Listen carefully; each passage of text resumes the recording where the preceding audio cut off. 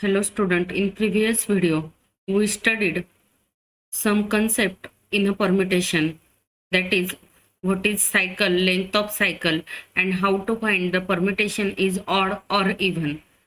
We also studied important theorem on symmetric group, as well as uh, we studied the important theorem, that is every permutation can be written as a product of disjoint cycle. In this video we'll learn more about using the examples of permutation. Let us see. Write the following permutation as a product of disjoint cycle and examine it is odd or even. We have already studied in previous video what do you mean by disjoint cycle and how to write it in the product of disjoint cycle, as well as what is odd and even permutation. Let us see. We have f equal to, it belongs to S9. We have, it is f equal to 1, 2, 3, 4, 5, 6, 7, 8, 9, 9 elements. Therefore, it belongs to S9. And image we have given, this is a permutation. First, we find the cycle. How to find the cycle? Let us try to remember how to find the disjoint cycle. We first write f as a, it belongs to S9, therefore it contains 9 elements, 3, 4, 5, 6, 7, 8 and 9. Image are 2, 3, 4, 5, 1, 2, 3, 4, 5, 1 and 6, 7, 9, 8. 6, 7, 9, 8. This is your permutation. It belongs to S9 because it contains the 9 symbol. We have asked, the question is that write the following permutation as a product of disjoint cycle and examine whether it is even or odd. Let us first find the cycle. One cycle is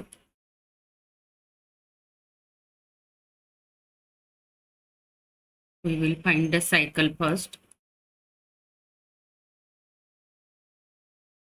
See, 1 goes 2, 2 goes 3, 3 goes 4, 4 goes 5, and again 5 goes 1. Therefore, cycle is closed here.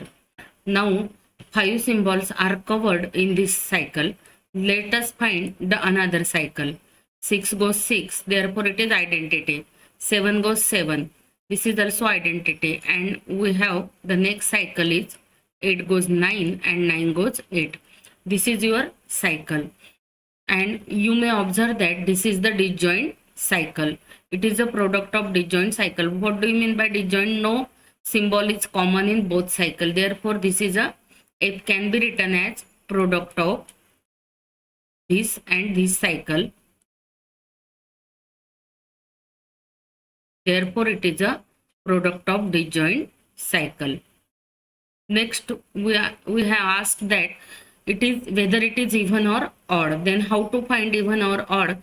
Write it as number of transposition. Find the number of transposition. What is the meaning of transposition? If it contains a 2 symbol, means a permutation with length 2 is called a transposition. Therefore, I will write this as 1, 5. You may write starting from 1 also. 1, 2, 1, 3, 1, 4 and 1, 5 already written. म्हणजे काय की तुम्ही काय करायचं आहे, याला लिहिताना कसं लिहायचं? 1 2 1 3 1 4 1 5 किती झाले हे? 1 2 3 4 आणि 1 5 म्हणजे नंबर ऑफ ट्रान्सपोजिशन किती झाले? नंबर ऑफ ट्रान्सपोजिशन, जर तुमचे नंबर ऑफ ट्रान्सपोजिशनची संख्या ही इव्हन नंबर असेल तर ते परम्युटेशन इव्हन असतं, आणि नंबर ऑफ ट्रान्सपोजिशनची संख्या जर ऑड असेल तर ती काय असते? ऑड परम्युटेशन असते. आता या ठिकाणी तुम्ही जर बघितलं तर या ठिकाणी नंबर ऑफ ट्रान्सपोजिशन्स किती आहे? तर 1 2 3 4 5, therefore it is equal to 5. 5 is a odd number. It is a odd number, therefore this permutation is a odd permutation. F is odd.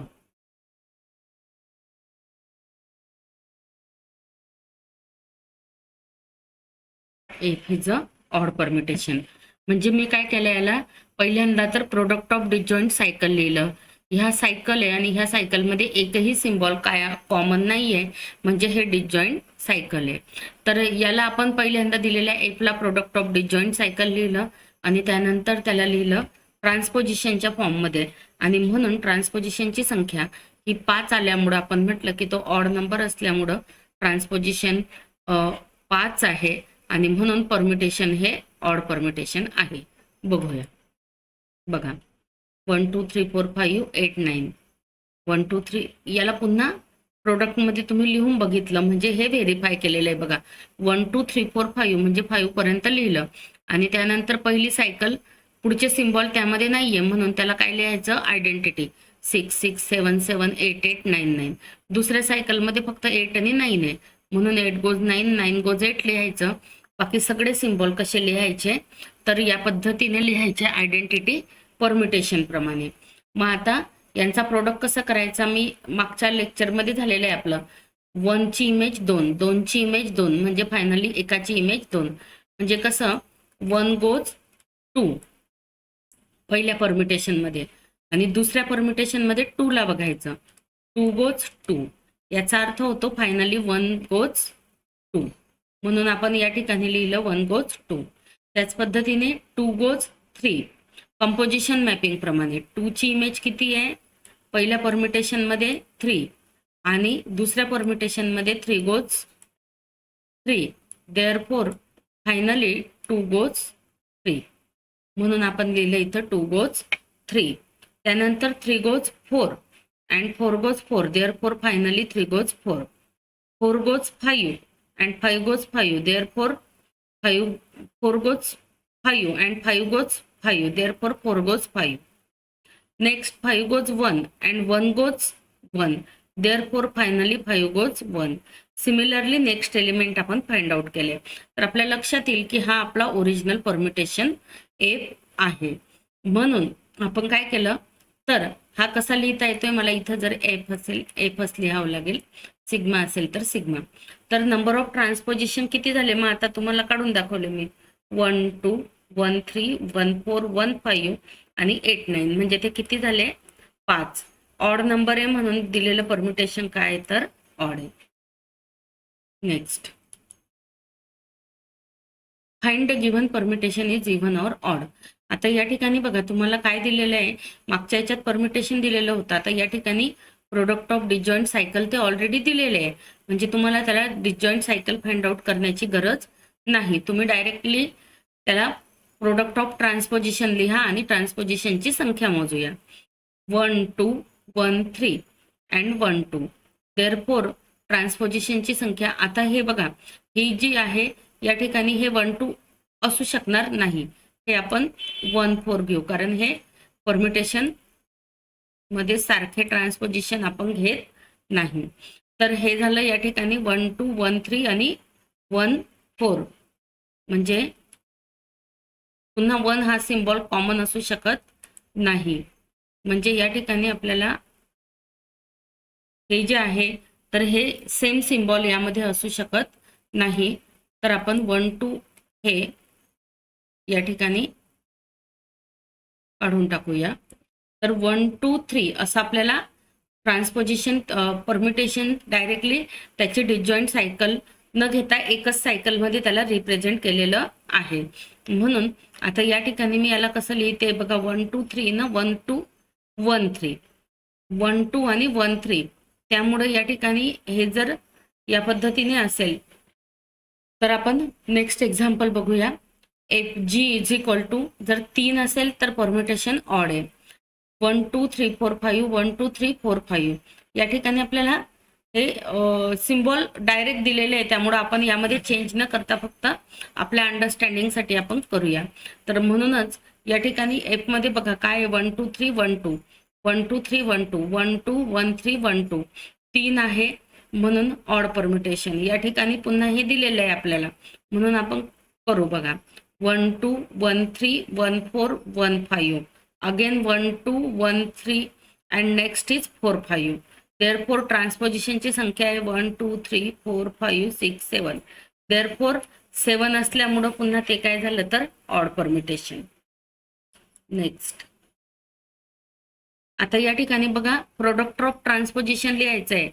Product of ट्रान्सपोजिशन असा जरी प्रश्न असला तरी सुद्धा हे लक्षात ठेवा की आपल्याला प्रत्येक वेळी त्याला प्रोडक्ट ऑफ डिसजॉईंट सायकलच लिहावं लागेल आणि त्यानंतरच आपण त्याला प्रोडक्ट ऑफ ट्रान्सपोजिशन मध्ये कन्वर्ट करतो.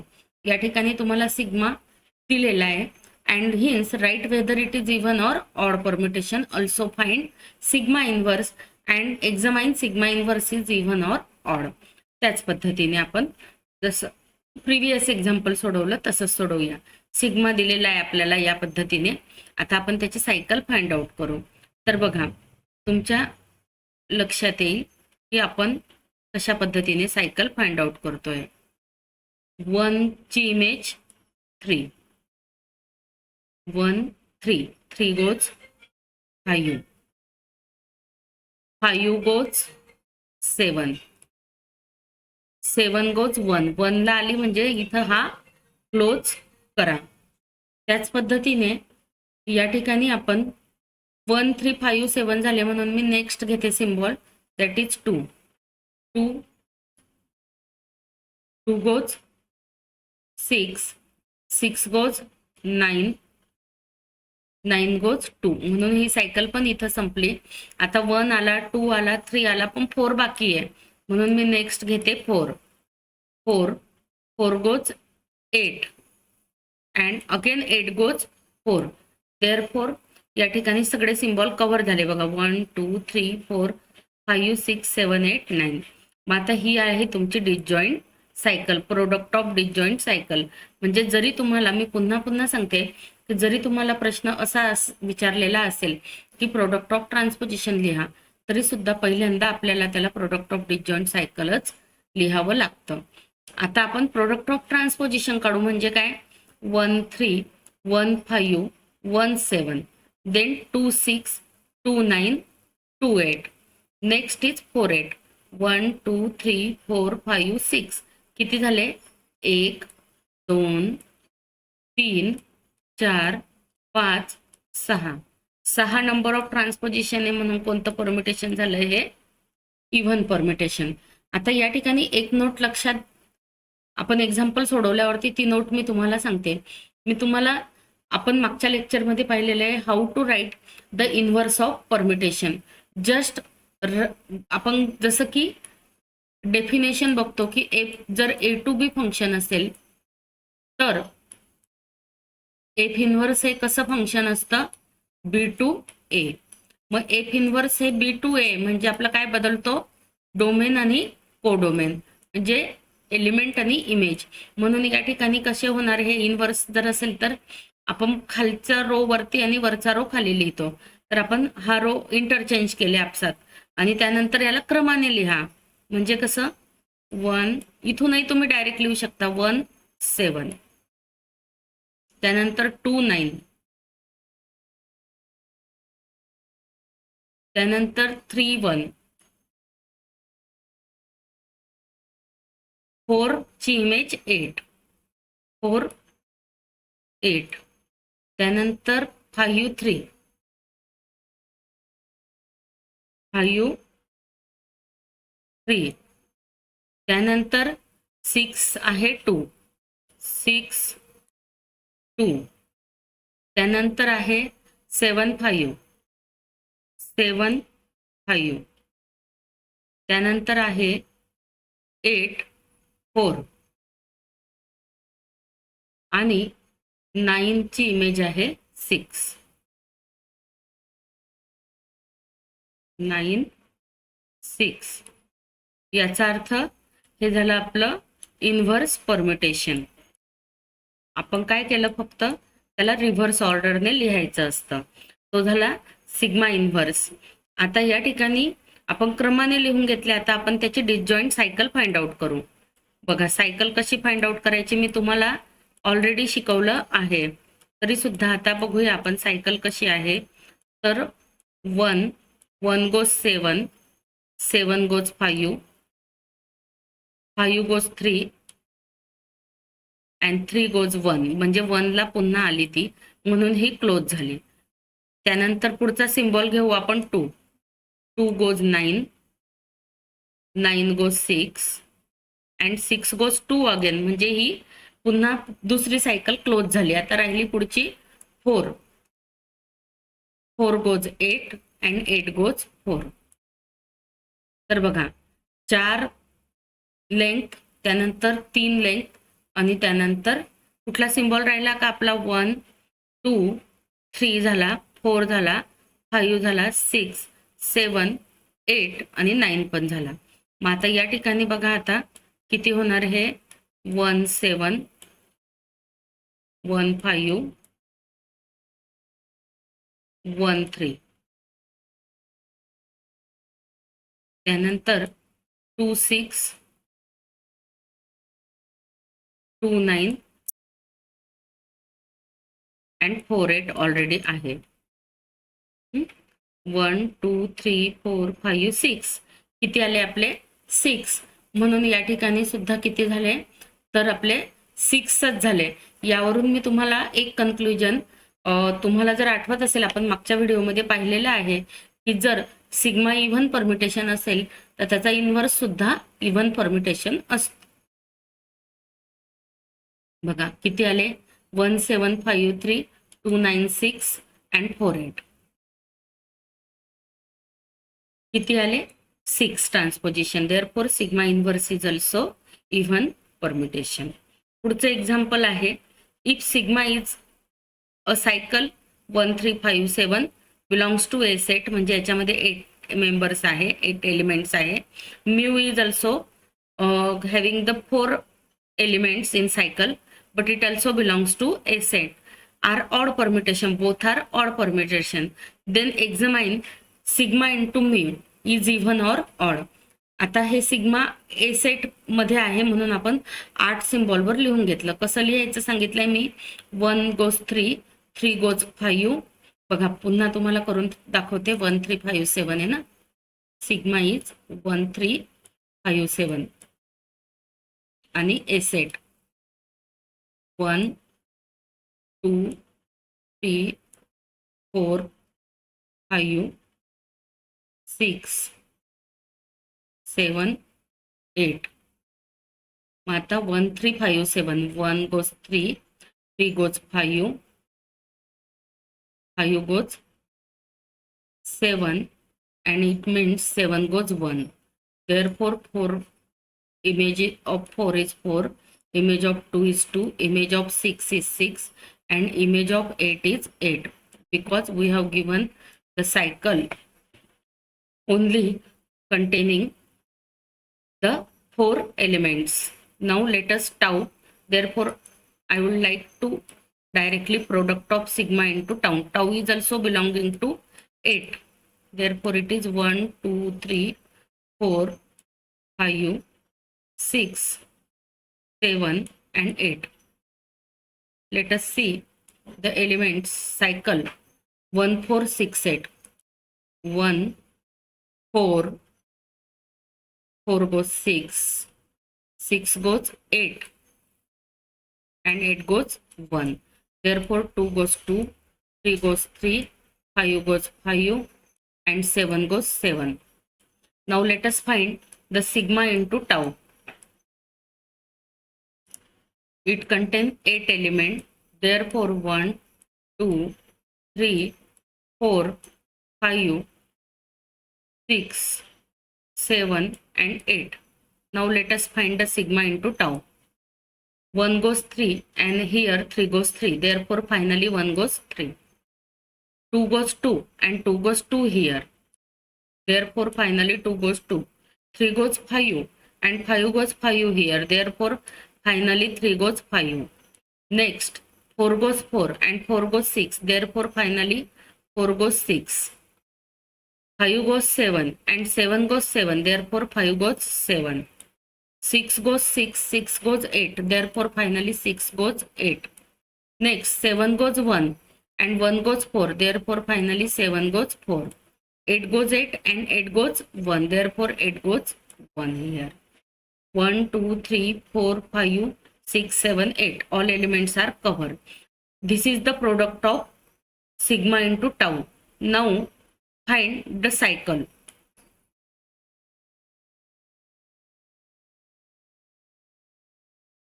Cycle is 1, 1, then 3. 1 goes 3, 3 goes 5, 5 goes 7, 7 goes 4,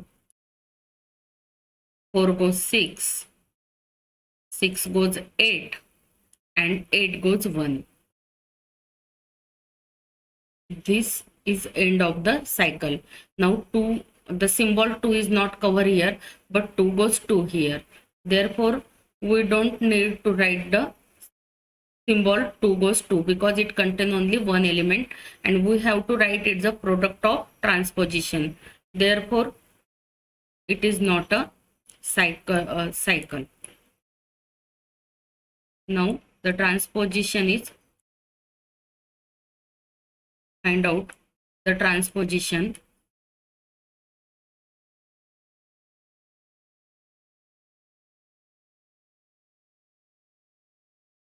One 3, 1 5, 1 7, 1 4, 1 6, and last one is 1 8. 1, 2, 3, 4, 5, 6. How many transposition? 6 transposition. Therefore, sigma into tau is a even permutation.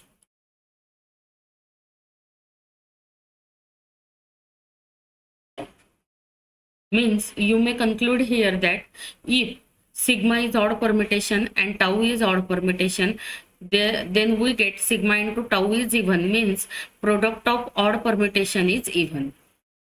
This is the result. Sigma into tau is even permutation. Now let us move to the next example. We have given that alpha is equal to a cycle containing 1, 2, 3. Next one is 2, 3, 4, 5. And next we have to find alpha inverse beta into alpha. First we find the alpha inverse. We have given the total number of symbol using the beta. 5 symbols are there. Therefore we write alpha which contain the 5 element. म्हणजे alpha मध्ये 5 element असलेला आपण symbol लिहू, कारण beta मध्ये 5 element पर्यंत आपल्याला दिलेलं आहे. मग आपल्याला दिलेलं काय, 1 goes 2, 2 goes 3 आणि 3 goes 1. मग 4 goes 4 आणि 5 goes 5 लिहावं लागेल. तसंच इथं 2, 3, 4, 5 आहे म्हणजे 2 ची इमेज 3, 3 ची 4, 4 ची 5 आणि 5 ची पुन्हा 2, म्हणजेच 1 goes 1. 9 alpha inverse. आता मी मागच्या एक्झाम्पल मध्ये तुम्हाला सांगितलं बऱ्याच वेळेस की इन्व्हर्स कसा फाइंड आउट करतात, तर फक्त सिम्पली एलिमेंट उलट लिहा. म्हणजे एकतर तुम्ही खालचा रो वरती, वरचा रो खाली, रो आपसात इंटरचेंज करा आणि क्रमाने लिहा, किंवा डायरेक्ट इथं बघून सुद्धा तुम्ही लिहू शकतात. 1 3, 1 goes 3, 2 1, then 3 2, next one 4 4, and next is 5 5. This is your alpha inverse 3, 1, 2, 4, 5. See. Now find out first alpha inverse into beta. This is alpha inverse into beta. Alpha inverse into beta means first I would like to find out only alpha inverse into beta.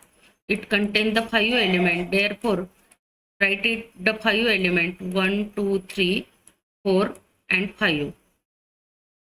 1 goes 3 and 3 goes 4. Therefore, 1 goes 4. Next, 2 goes 1 and 1 goes 1. Therefore, 2 goes 1. 3 goes 2 and 2 goes 3. Therefore, finally 3 goes 3. Next one, 4 goes 4 and 4 goes 5. Therefore, finally 4 goes 5. 5 ची image 5 आणि 5 ची image 2 म्हणजे finally 5 goes 2. This is alpha inverse into beta. नाही, now alpha inverse into beta हे एक आपण find out केलं, याला पुन्हा अल्फाने मल्टिप्लाय करा. मग आता ही टर्म आहेच तुमच्याकडे, याला पुन्हा कशाने मल्टिप्लाय करायचं आहे मला. 1, 2, 3, 4, 5 हा आपण काढलाय ऑलरेडी.